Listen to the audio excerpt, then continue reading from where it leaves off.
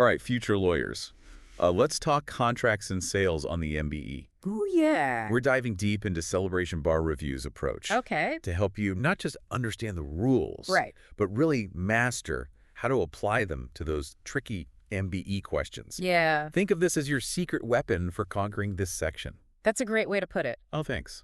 It's one thing to memorize the black letter law, Sure. but the MBE is all about applying those concepts to real-world scenarios. Right. And that's where Celebration Bar Review shines. Okay. They give you a framework for thinking like the bar examiners. Okay, let's unpack this. Yeah. Starting with the foundation of any contract. All right. Offer, acceptance, and consideration. Okay. Now, Celebration Bar Review points out that even these seemingly simple terms All right. can get tricky on the MBE. Absolutely. Yeah. They highlight how words like offer or quote, Yeah. which might seem straightforward in everyday conversation, Right. don't always have their legal meaning in business context. That's where things get interesting. Yeah. And that's what the MBE loves to test. So it's not enough to just know the definitions. Right. We need to understand how courts interpret those terms in different situations. Absolutely. Can you give us an example of how Celebration Bar Review helps us do that? They do this brilliantly with a case about a subcontractor Okay. who submitted a bid to a general contractor. Okay. Later, the subcontractor tried to revoke the bid, thinking they could just back out. Bold move. But the court used the concept of promissory estoppel to stop them. Wait, promissory estoppel. Didn't we learn that there has to be consideration for a contract to be enforceable? You're right. Traditional consideration is usually required. Yeah. But this case shows how the MBE tests your understanding of fairness, Okay. even without traditional consideration. Wow. Courts will sometimes enforce promises to prevent an unjust outcome. Mm. In this case, the general contractor had relied on the subcontractor's bid when submitting their own bid for the entire project. So the court enforced the subcontractor's bid Wow. to prevent the general contractor from being unfairly harmed. So the takeaway here is Yes. when you see an MBE question Okay. where a party is trying to back out of a promise All right. and it seems unfair, Yeah. think about promissory estoppel. Exactly. It might just be the key to unlocking the right answer. Exactly. Celebration Bar Review helps you develop that strategic thinking. Nice. They don't just teach you the rules. Yeah. They teach you how to apply them in the context of MBE questions. Now let's move on to another crucial concept, Okay. the statute of frauds. Yeah. Everyone can relate to this one. Sure. Imagine selling your house based on a handshake deal, Ooh, scary. and then the buyer backs out. That's a nightmare scenario. And that's precisely why the statute of frauds exists. Right. It requires certain contracts to be in writing to be enforceable. Right. And the MBE loves to test which contracts fall under this rule. Right. So it's not just about memorizing a list of contracts. It's about understanding the reasoning behind the rule. Exactly. Celebration Bar Review breaks down those key types of contracts, Okay. like agreements involving land, Yes. contracts that can't be performed within a year, Yeah. and, as we learned, Uh-huh. even a promise to guarantee someone else's debt. That suretyship example is a great one. Yeah. It might not be the first thing that comes to mind when you think about the statute of frauds, Right. but Celebration Bar Review makes sure you're ready for anything the MBE throws your way. Speaking of things that seem unfair, Okay. what about those times when a contract is so one-sided Yeah. or oppressive that it just feels wrong? That's where the concept of unconscionability comes in. Okay. It's not just about a bad deal. Right. It's about a contract that's so fundamentally unfair that it shocks the conscience of the court. And Celebration Bar Review really brings this to life with a case involving a car purchase contract. Oh, interesting. The financing terms were incredibly burdensome, Wow. with sky-high interest rates Oof. and ridiculous penalties for missed payments. Yeah, that's tough. The court found the contract to be unconscionable Wow. and refused to enforce it. That case is a perfect illustration of what we call substantive unconscionability. Okay. The terms themselves were so outrageous Yeah. that they shocked the conscience of the court. Yeah. But remember, unconscionability can also be procedural, Okay. meaning there was something unfair about how the contract was formed in the first place, Right, like yeah. one party being pressured Yeah. or misled. So if we see an MBE fact pattern with terms that seem outrageous Right. or a contracting process that raises red flags, Yeah. we should be thinking about unconscionability as a possible defense. Exactly. And Celebration Bar Review helps you develop that instinct for spotting these issues Okay. and applying the right legal framework. Let's face it. Yeah. Sometimes things go wrong in contracts. Yeah. Even when there's no unconscionability involved. Uh. What happens when one party just flat out refuses to perform their obligations? That's where we get into the exciting world of performance and breach. Right. And you're right, things can get messy. Yeah. One of the concepts Celebration Bar Review really emphasizes is anticipatory repudiation. Okay. When one party announces they won't perform their part of the contract before they're even supposed to. It's like saying, see you later, not doing it, Right. before even getting started. Yeah, exactly. But how does that actually play out in the context of an MBE question? Celebration Bar Review walks us through a case involving a builder Okay. who substituted a different air conditioning system than the one specified in the contract. The homeowner wasn't happy and refused to pay. Oh, no. The question for the MBE is, Yeah. did the builder's substitution constitute a material breach that allowed the homeowner to walk away from the deal? That's such a classic MBE scenario. It is. It's not always black and white. Yeah. We have to analyze the specifics of the contract and the nature of the breach. Was time of the essence? Right. Was the substitution a major deviation? Precisely. And that's where Celebration Bar Review's analysis is so helpful. Okay. They guide you through the reasoning, Yeah. the questions to ask, Right. and the factors courts consider when determining if a breach is material. This is gold for anyone prepping for the MBE. It is. It's like having a roadmap for navigating those tricky fact patterns. Exactly. Now, sometimes it's not just the two parties involved in a contract. Right.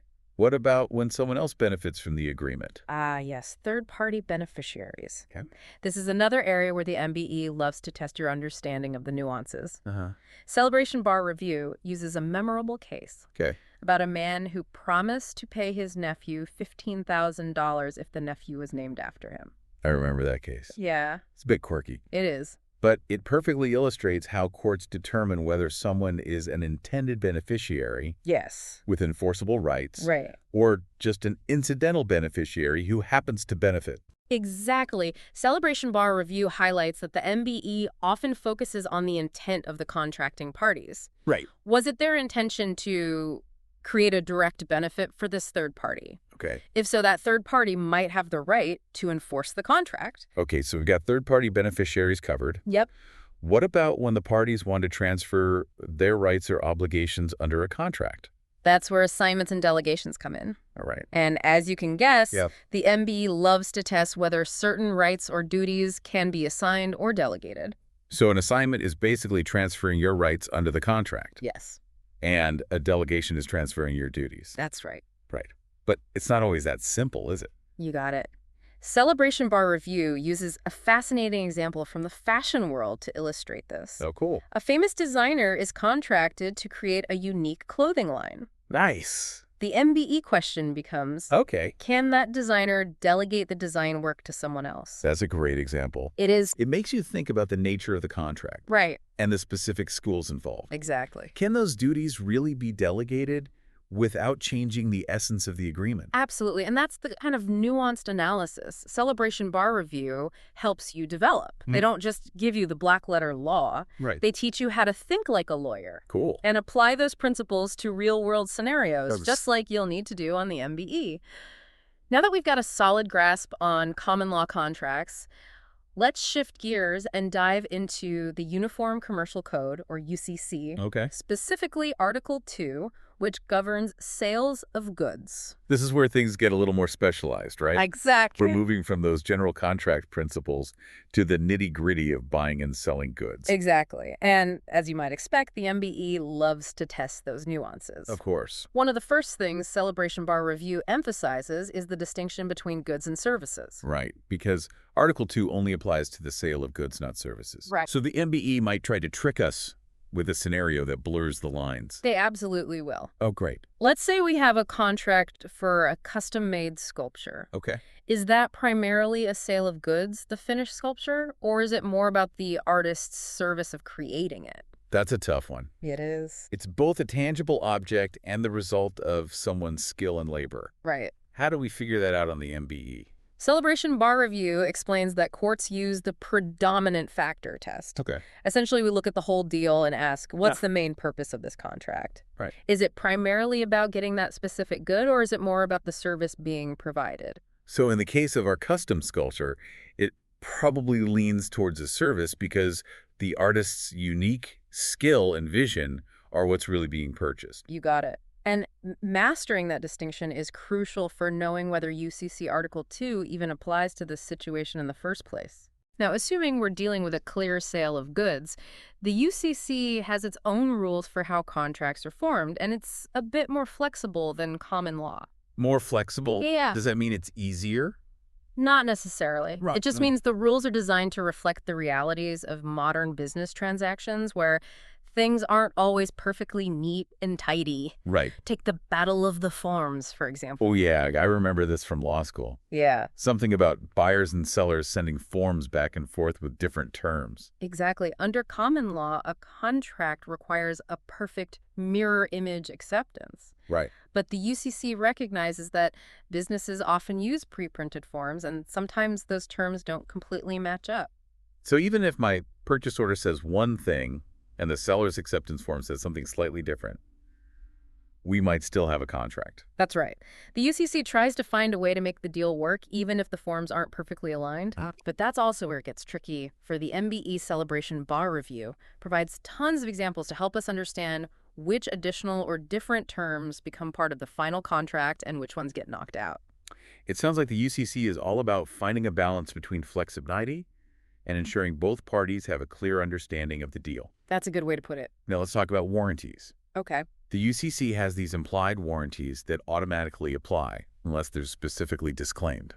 That's right. We have the implied warranty of merchantability, Yes. which basically means the goods are fit for their ordinary purpose. Okay. So if you buy a coffee maker, there's an implied warranty that it will actually make coffee. And then there's the implied warranty of fitness for a particular purpose, which kicks in when the buyer relies on the seller's expertise to select goods for a specific use.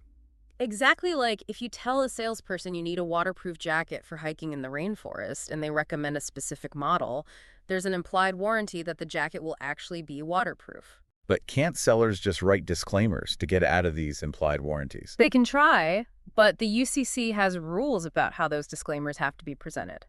Celebration Bar Review gives us a ton of examples to help us analyze whether a disclaimer is effective. The MBE might test whether the disclaimer was conspicuous enough or if it used the right language to disclaim a specific type of warranty. So it's not enough to just know that implied warranties exist. We also need to understand how they can be modified or disclaimed, and the MBE will test our ability to apply those rules. Exactly. Now, what happens when things go completely south and the goods are just plain defective or non-conforming? The UCC offers a whole arsenal of remedies for buyers, and it's much more comprehensive than what's available under common law. So it's not just about getting your money back. Right. What are some of the options Celebration Bar Review highlights? Well, if the goods don't meet the contract specifications, the buyer can reject them outright. Okay. They can also accept the goods and sue for damages to cover the difference in value. And what about if the goods are super unique and money just won't cut it? Yeah. Like a one-of-a-kind piece of art. That's where specific performance comes. The court can actually order the seller to deliver those specific goods. Wow. But the MBE loves to test when each remedy is available. I bet. Did the buyer properly reject the goods? Did they give the seller a chance to cure the defect? So even though the UCC has these buyer-friendly remedies, it's not a free-for-all. Right. The MBE will test our understanding of the steps involved in exercising those rights. Absolutely. And Celebration Bar Review does a great job of breaking down those steps and illustrating them with MBE-style fact patterns. This is so helpful. Now, although real estate isn't directly governed by the UCC, Right. it's important to remember that real estate transactions still involve contracts, and those contracts are tested on the MBE. Right. We can't forget about those tricky real estate questions. We can't. What are some of the key concepts Celebration Bar Review highlights in this area? Well, they emphasize the importance of understanding the different types of deeds. Okay. A warranty deed provides the buyer with the most protection because the seller is guaranteeing they have clear title to the property. Right. A quitclaim deed, on the other hand, offers no such guarantees. It basically says, I'm transferring whatever interest I have, but I'm not making any promises about what that interest is. So if you're buying a house, you definitely want a warranty deed to give you peace of mind. Yeah, for sure. What about easements? Those always seemed a bit confusing. An easement is the right to use someone else's property for a specific purpose. Okay. For example, you might have an easement to cross your neighbor's land to access a public road. The MBE might ask whether an easement was properly created or if it's been terminated. So easements are about those limited rights of use. And then we have mortgages, which are a whole other ballgame. A mortgage is a security interest in real property, which basically means the lender can foreclose if the borrower doesn't repay the loan. Right. The MBE might test different types of mortgages like fixed rate or adjustable rate or the foreclosure process itself. Okay. Celebration Bar Review provides hypothetical scenarios to help us analyze these issues. It's all starting to make sense, but there's one more piece of the puzzle that always trips me up. Yeah. The recording statutes. Ah, yes, the recording statutes. These are designed to protect buyers from hidden interests in real estate. Okay. The basic idea is that if someone records their interest in a property, like a deed or a mortgage, it puts the world on notice of that interest. So even if I do my due diligence and inspect the property, there could still be a recorded interest that I'm not aware of. That's right, and that's why it's crucial to search the public records. Okay. The MBE might present a fact pattern with multiple claims to a property, and we have to figure out who has priority based on the recording statutes. Right. Celebration Bar Review walks us through these scenarios step by step, so we're not left guessing on exam day. This is incredibly helpful. It feels like we're really starting to decode the MBE's approach to contracts and sales. That's exactly what we're aiming for. The MBE tests your ability to apply these concepts to complex fact patterns. It's not just about memorizing rules.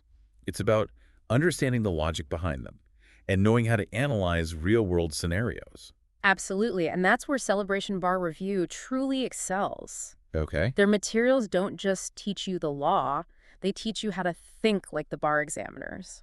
All right. We've covered a ton of ground on contracts and sales, We have. from the basics of offer and acceptance to the nuances of the UCC and real estate transactions. Right. But before we wrap up our deep dive with Celebration Bar Review, Yeah. I want to touch on a few more concepts that the MBE loves to test. Okay, sounds good. What did you have in mind? Well, this idea of constructive notice keeps popping up. Yeah, It sounds like it could be a real trap for the unwary. it definitely can be. Yeah. Constructive notice is all about fairness and transparency, Okay. especially when it comes to real estate. Uh-huh. It means that you can be bound by certain information, like a prior interest in a property, even if you don't actually know about it. So if I'm buying a house and there's a recorded easement Right. that I didn't discover during my search, Yeah. I could still be stuck with that easement. That's the gist of it. The law assumes that you have constructive notice of anything that's properly recorded in the public records. Wow. The MBE might present a scenario where a buyer is claiming they had no idea about a certain restriction or encumbrance, Right. but if it was recorded, they might be out of luck. It seems like the MBE is really testing our understanding of due diligence here. Yeah. Buyers can't just rely on what they see. They have to dig deeper and check those public records. Exactly. And Celebration Bar Review provides a ton of helpful examples to illustrate how constructive notice plays out in different situations. Okay, good to note. Now, another concept that tends to trip people up is the statute of frauds, Oh, yeah. specifically when it comes to those essential terms that have to be in writing. Right, right. We talked about how certain contracts need to be in writing to be enforceable, Uh-huh. but Celebration Bar Review had this fascinating case where a key detail was missing from a real estate contract, the purchase price. That's a classic MBE scenario. It is. The seller tried to argue that the contract was void Oh, wow. because it didn't include the price, even Yeah. though everything else was in writing. So was the contract doomed because of that missing piece? Not so fast. The buyer was able to provide evidence that they had actually discussed and agreed on a purchase price Okay. before signing the written agreement. Oh, interesting. And the court allowed that evidence even though it wasn't explicitly written in the contract itself. That seems like a bit of an exception to the statute of frauds, isn't it? It is. I thought everything had to be in writing. You're right. The general rule is that these key terms have to be in writing. Yeah. But the MBE loves to test those exceptions and nuances. Right. In this case, the court recognized that the parties had a meeting of the minds on the price, even if it wasn't reflected in the written document. It's a reminder that courts will sometimes look beyond the four corners of the contract to ensure fairness and enforce the parties' true intentions. Okay, so that's the statute of frauds. What about the parole evidence rule? Yeah. Didn't we touch on that earlier?